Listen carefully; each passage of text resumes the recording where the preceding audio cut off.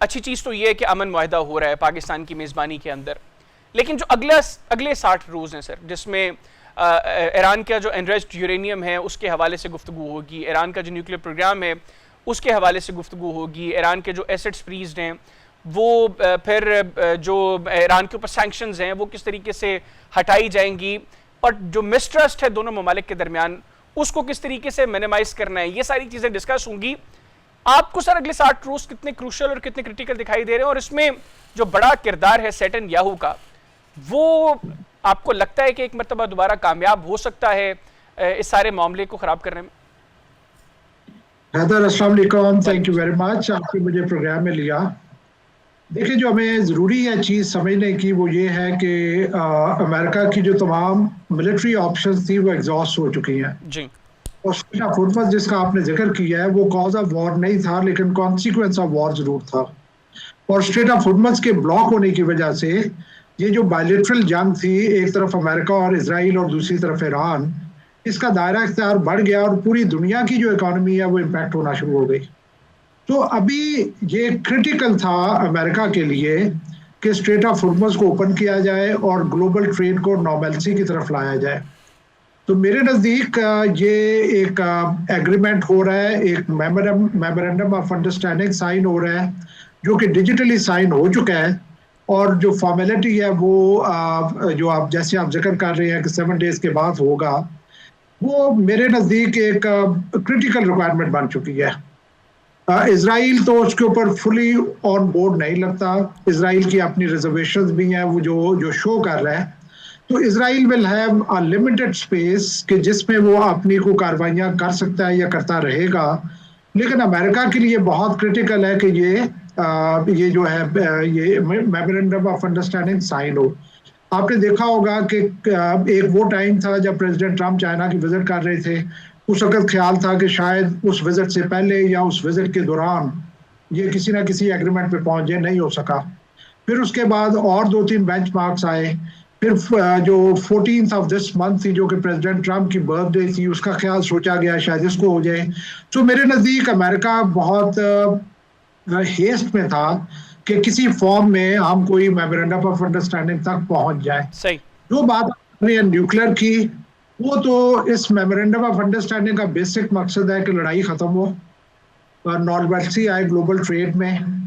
फिर subsequently 60 days लगेंगे जिसमें कि डिस्कशंस होंगी ईरानियन डिमांड्स के ऊपर और अमेरिकन डिमांड्स के ऊपर।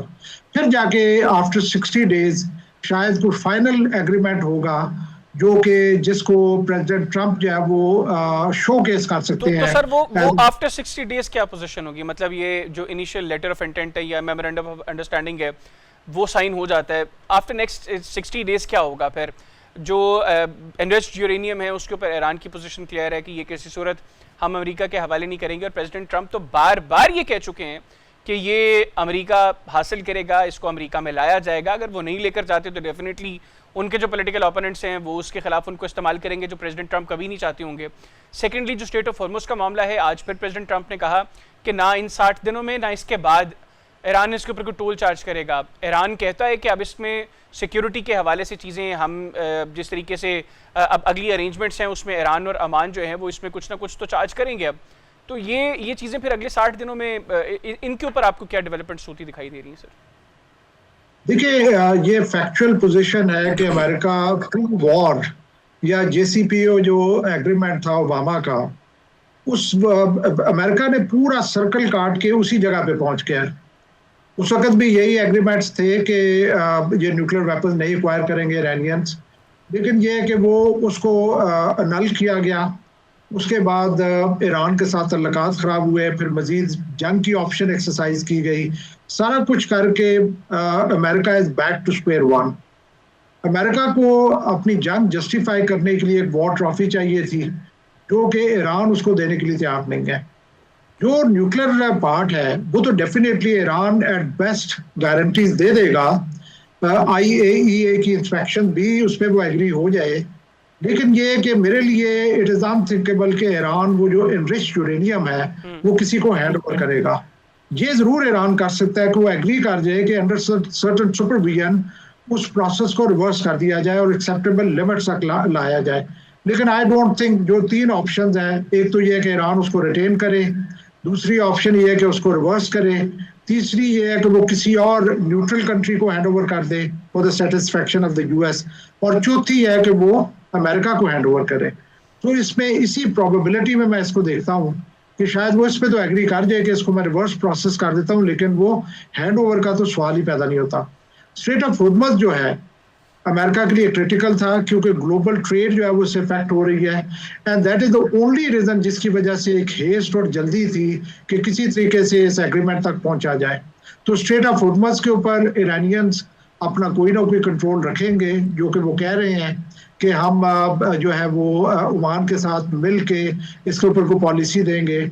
लेकिन जो अगले 60 दिन है उसमें आप देखेंगे कि पिंग पोंग खेला जाएगा। अच्छा। बॉल कभी एक तरफ जाएगी, कभी दूसरी तरफ जाएगी।